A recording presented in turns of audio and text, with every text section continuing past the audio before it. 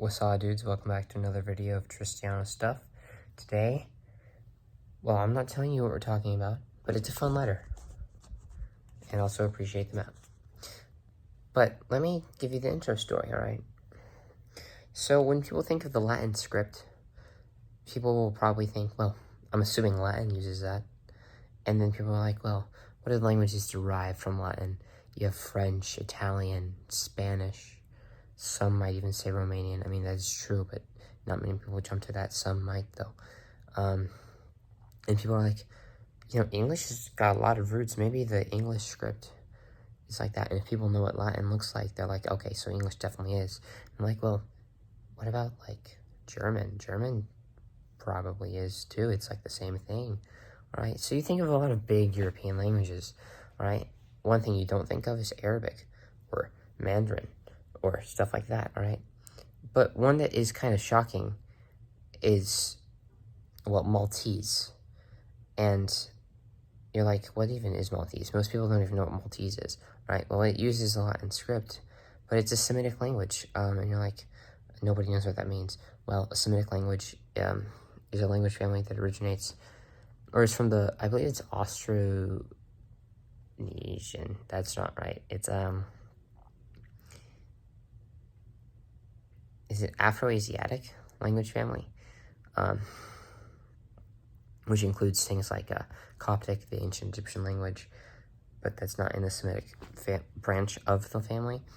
What is, though, is Hebrew or Arabic or Phoenician. The ancient Phoenician language is just what Maltese is derived from, most directly.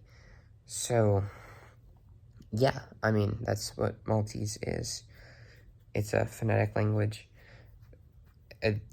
initially derived from Phoenician, but with a lot of development over time and Arabic influence, so just doubled up on the Semitic. But one thing that's interesting about it is its script. It is a Latin script using country. Part of that might have to be with due to the fact that it was controlled by the Roman Empire for a long time.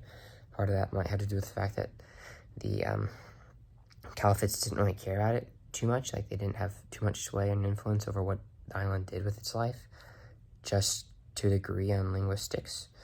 Part of it might have to do with the fact that it was a British colony. And part of it might have to do with the fact that they just kind of felt like it, right? But one thing that is pretty unique and that I don't know any other languages using that is found in Maltese is the H with a stroke or strike. And the strike is what you find on the letter eth, the little line that breaks through the H. And it's a pretty interesting aspect of a letter. There's forms of thorn that have it, but very, very infrequently are they used. But what this stroke H represents is what is called a voiceless laryngeal fricative, as in the larynx, which is part of the, like, throat windpipe section of the neck area, you know what I mean, larynx, pharynx, those guys, it's part of that. So yeah, and if you're like, what's a stroke? Well, I'm going to do capital EDH for you, one of our favorite letters. It's a D, and then line right there, or lowercase EDH, and I actually like this one, more is, and then stroke, right? With H, it's lowercase is, and then stroke, and capital is, right? So it's just two lines instead of one cutting across, and the stroke one is, like, goes out a little. But anyways, yes, it's used in Maltese, not any other languages to my knowledge. It's a fun letter,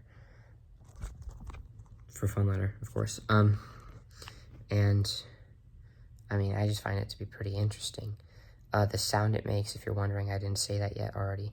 This video is probably one of the longer ones because I find it to be quite unique, stroke H, especially for my little bit more research that I had to do.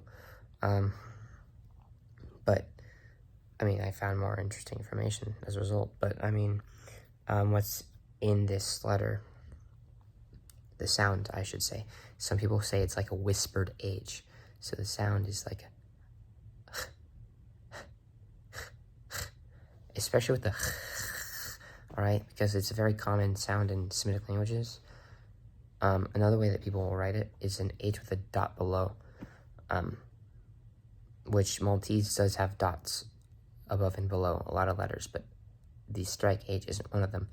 And I think if you combine it with a G prior to the strike H, or it doesn't need a strike, it could just be H, it makes sound at the end of a word, but makes the same sound as a voiceless laryngeal fricative otherwise. But anyways, yeah, it's a pretty interesting letter. Not very useful, personal opinion, but I mean, it's fun to research these quirky small languages, and they're even quirkier, not necessarily smaller letters. But yeah, anyways, thank you for watching. Hopefully you subscribe, like the video if you liked it. Comment down below why you liked it. If you didn't like it, comment down below that as well. Dislike if you want, like if you want to be nice, or do nothing. I'd prefer that probably. Send this link everywhere, please. Like spread my channel. I want viewers and subs. I need viewers and subs, please. Thank you. But yeah, I mean, thank y'all for being here. Even if you don't, spread the word or like or sub. I hope you enjoyed, and I hope to see you with my next letter in the fun letter series. I don't know what letter it'll be. Kind of doing this as I go, but hopefully it's a good one. It better be a good one. I'll make it a good one just for y'all. But anyways, yeah, thank you, and goodbye.